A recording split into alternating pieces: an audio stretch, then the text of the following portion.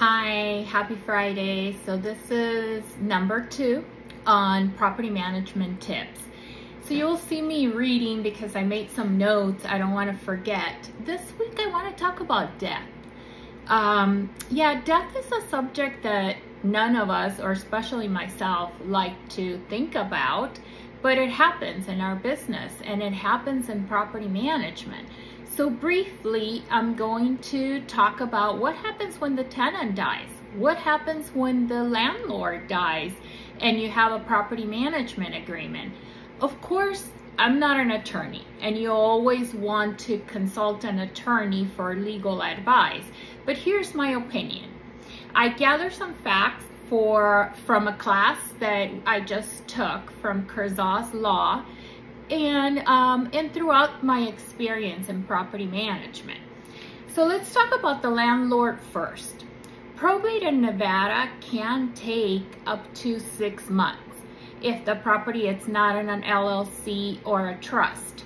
If any of you listening to this video need help with your deeds or trust and you don't know where to go, you can give us a call and we can give you some referrals. But again, that's legal advice, that I'm not an attorney. So the most important part is if we have a property management agreement and the client dies, the contract does not terminate. So if you're using the LVR property management agreement, on page 24, it specifies that the contract does not terminate with the death of a client. So that's very important because you still have responsibilities to the person that it's taking over the state. And until you verify all that information, you need to continue to do your job. So with that said, what do you do? The most important part is that you need to verify, is there truly a death that just happened? And how do you do that? You need the certificate of death and also the court documents. So the court documents will say who was appointed to administrate the state, or if there is a probate, the case number and the attorneys. So those are very important. Sometimes it is important to have the coroner's report, but my understanding is that it's very difficult to obtain. So as long as you have a death certificate and a court document, that's going to help you.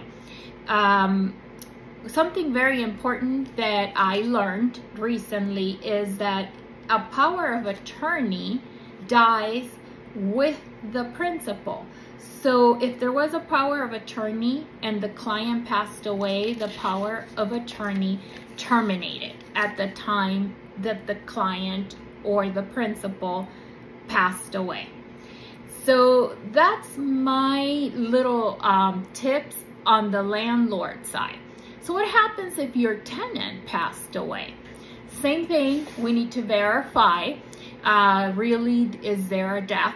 By getting a certificate of death and possibly, a court order to know who is going to be responsible.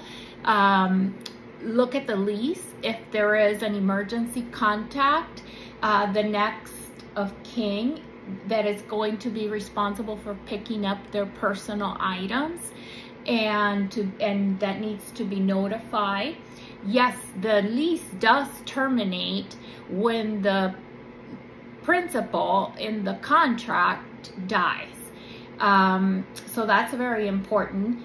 You need to know who do you refund the security deposit to. So that's why it's very important to receive court orders if there is a tenant that passed away and they have an appointed administrator of their state, or if the property was abandoned due to the death, then you have to follow the law due to abandonment. And yes, you can deduct from the security deposit anything that is applicable such as you would on a normal transaction that you're closing the lease and reconciling the security deposit. But again, you can always talk to your broker about that, or your attorney. Most important is make sure you notified the authorities if there was a death in the property, and definitely you need that certificate of death.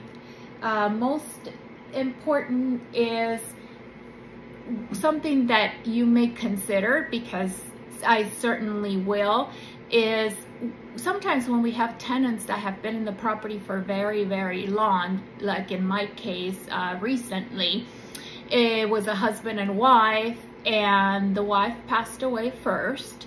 Several years later, now the husband passed away. So there is no longer an emergency contact. So we need to update that information regularly, and possibly have an addendum or a disclosure with the tenants. What would they like us to do in case of death? Who should we contact? And that will help us get started should this happen. So these are just very brief tips on what to do in case of a death in your property that you manage or that you own.